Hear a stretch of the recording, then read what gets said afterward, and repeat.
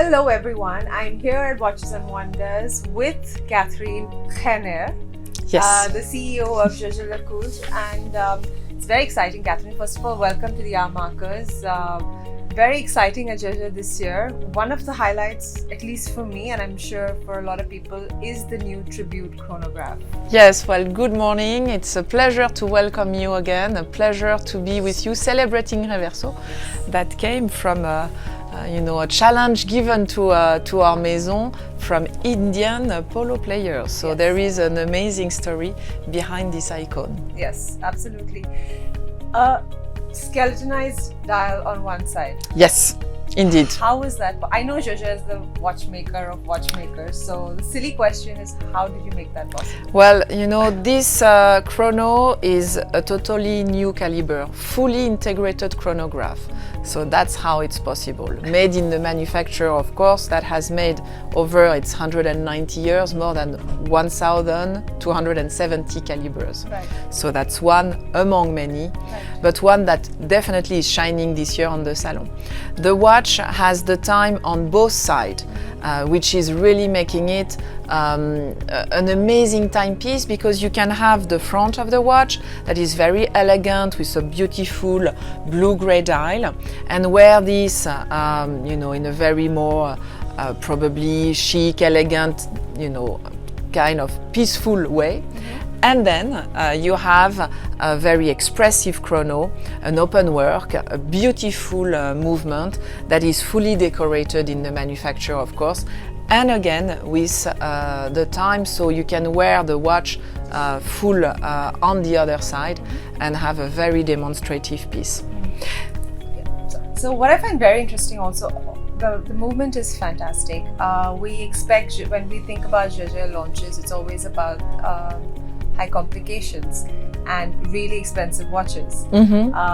You've done one in gold, but you've also introduced one in steel, which Indeed. is fantastic. I think this year this watch is going to be one of those that is not going to be available.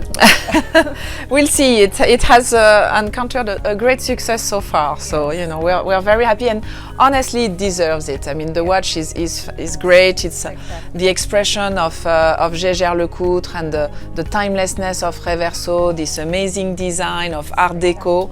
The case of Reverso is a beautiful work of design and craft for 92 years, and has remained so identical to the original design that it's really a wonderful tribute to the period of the early 30s. And then we bring to the Reverso case this very expressive watchmaking signature, a retrograde chronograph, with a one-of-a-kind expression of a chrono, because here you are on a rectangle expression of chronograph, and the movement is done specifically for this piece. We are there in a fully integrated movement, enabling us to keep the piece, as you can see, on a very, very comfortable and aesthetic thickness. And although it's kind of it is skeletonized, it does not look very busy. No, it's beautiful. I agree. Also, you coming to the other launches, you clearly have not ignored the ladies as well. We have year, not. Some beautiful. We never do. Dials, yes. Yeah. Beautiful enamel dials and that gorgeous pendant. Yes, very important this year as well to bring in Reverso the decorative sides of Jaeger-LeCoultre. We have a métier rare, a rare handcraft workshop in our manufacturer about enameling and gem setting. So all the pieces that we present here at the salon have been done in-house in this workshop. The enameling is also a tribute to the Art Deco period, with a very geometric pattern, and of course gem set stones of diamonds on the pattern. And then the long pendant is the epitome of what Reverso is as well, which is a secret watch. As you can turn Reverso, have a fully Art Deco inspired necklace, and then when you swivel the case, you can actually look at the time, a new way to wear the time, and definitely a new expression for Reverso. Yeah, definitely made me feel like gold. Moving on more from a brand perspective, personally I have noticed Jaeger becoming more and more receptive, or not just receptive, but open to a younger audience now. I see before Jaeger was considered very, very classic. After you reach a certain stature in life is when you buy yourself a Jaeger. But over time we're seeing, especially with the launch of the new steel watches, etc., we're seeing a younger audience being attracted to Jaeger. Is that but that's important for sure, and I think with a piece like the Chrono, you know, the younger audience will definitely find what we see in, you know, in style and fashion today, which is this, you know, sneakers and suit kind of signature, because here you really have these two sides of the day. You know, you can be expressive or you can be more subtle depending on how you wear the watch. This has a casualness and a sophistication really in the timepiece, and I think this is how Reverso is becoming more and more in sync, of course, with the clientele, with the younger audience, and with its time. It's very important. The piece is 92 years old. It has to continuously renew itself. Is that the direction for the brand though this year?